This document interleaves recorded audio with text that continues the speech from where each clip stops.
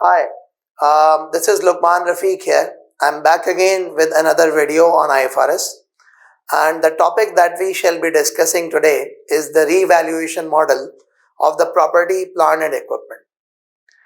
As you know that whenever we recognize the property, plant and equipment, so the initial recognition of property, plant and equipment is at cost. But once we have recognized the property, plant and equipment initially, so we don't just leave the property, plant and equipment in the balance sheet, but rather we subsequently remeasure it, we subsequently depreciate it. So with respect to the subsequent accounting of the property, plant and equipment, IAS 16 allows you as an entity that you can opt for either of. You can opt for either of cost model or you can opt for revaluation model.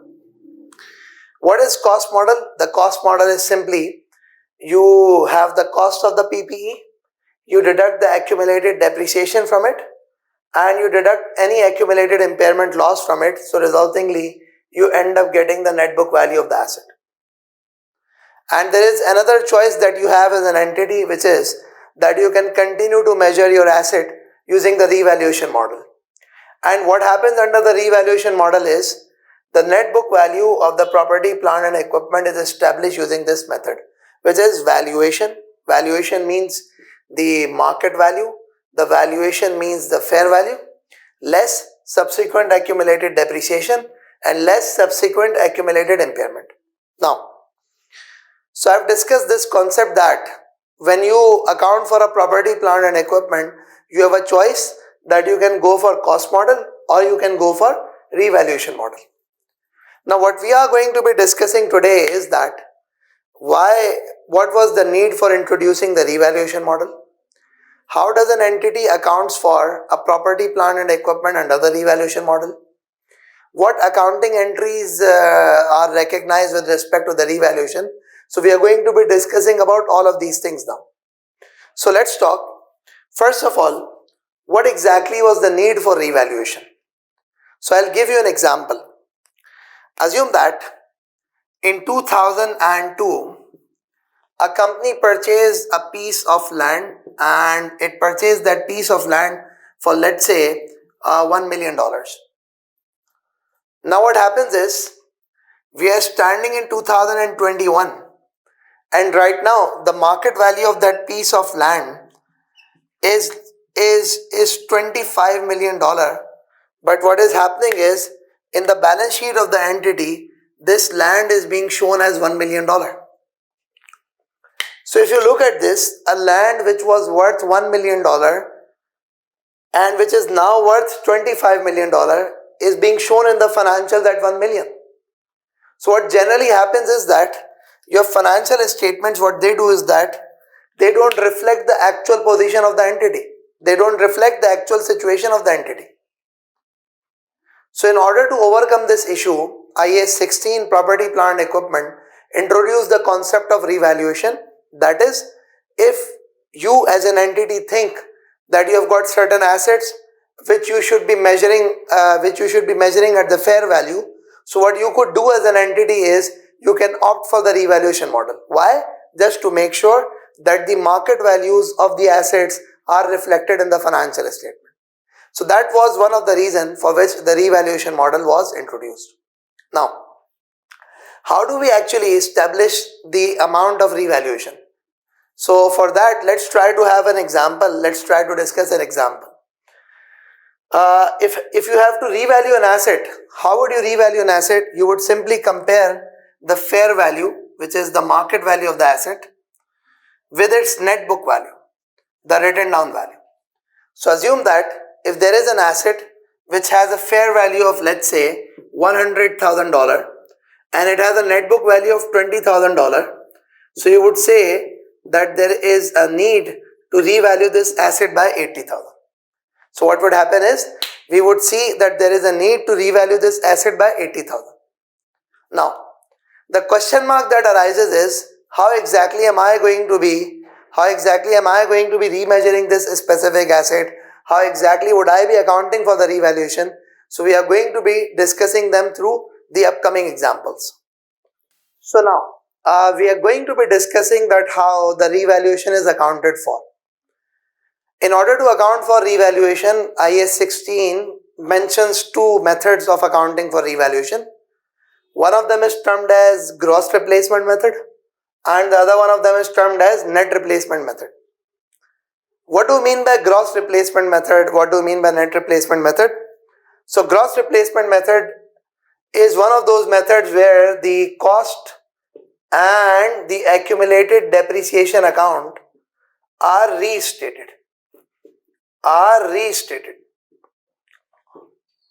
And under the net replacement method, what happens is all of the revaluation offsets the accumulated depreciation. All of the revaluation offsets the accumulated depreciation. What do you mean by this? I'll explain this to you people through an example.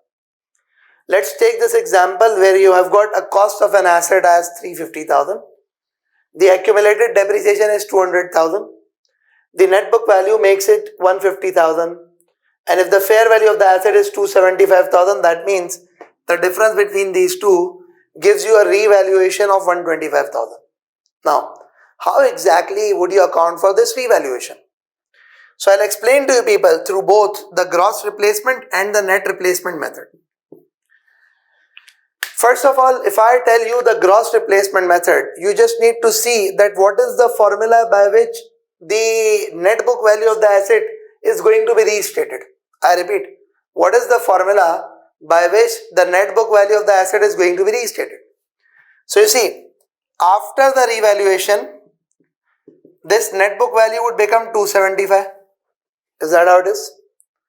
And before the revaluation, this net book value is 150,000. So therefore, the carrying amount of the asset would be restated by this specific formula, which is 275 upon 150. So what are we going to do? We are going to say that first of all, cost. How much is the cost? The cost is 350,000. Under the gross replacement method, what you do is you would say 350,000 multiplied by 275 divided by 150.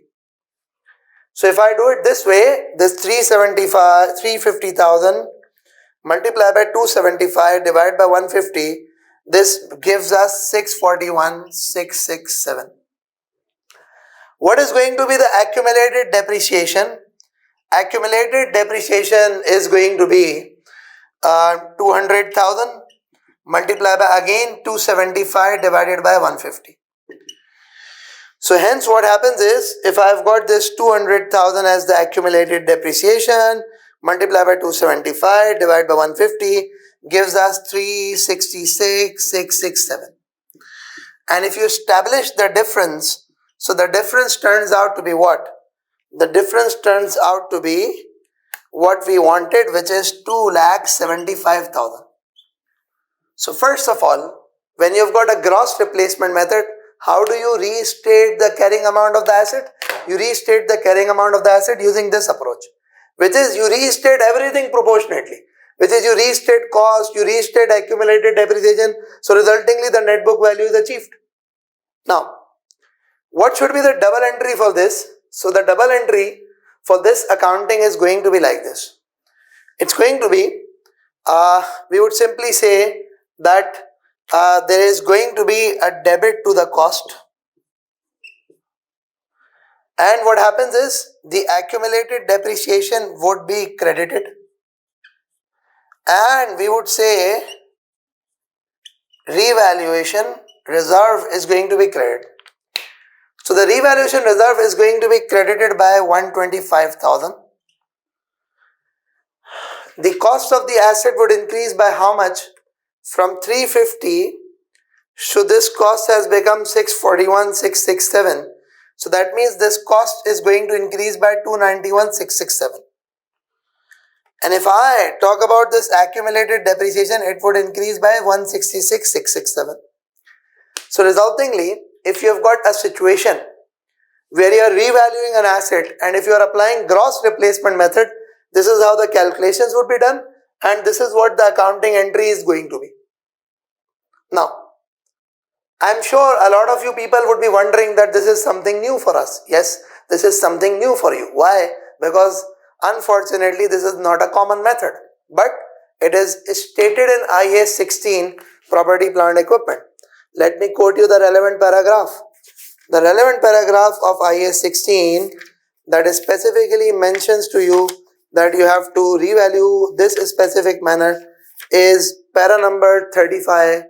Para number 35 tells you that the gross replacement is one of the method that you have to use. So use IAS 16 para 35. Now what next is there? The next situation is the net replacement method. What happens under the net replacement method is nothing. All that we do is that we just say that by how much amount do we need to revalue the asset? By 125,000. So all that we would do is that we would say the accumulated depreciation needs to be reversed by 125,000 and the revaluation is to be recorded by 125,000. So if you just say accumulated depreciation debited by 125 and the revaluation reserve credited by 125,000, so resultingly what is going to be the net position? Your cost would remain same at 3,50,000. I repeat, your cost would remain same at 3,50,000. Your accumulated depreciation, which was 250,000, which was 200,000 originally, has now been reduced by 125,000. So resultingly it would be 75,000 and you would be left with 275,000 as the net book value of the asset. So one of the method is net replacement, which is an easier method, which is most frequently used method, and the other method is the gross replacement method. So what we have done for now is, through this video we have understood that why does an entity needs to revalue an asset, and the second thing is, if an entity decides to revalue its asset, how exactly is it going to record the accounting entries for revaluation, whether that is using gross replacement or whether that is using net replacement method. So thank you very much for the time being. We will hopefully inshallah come back soon with another video.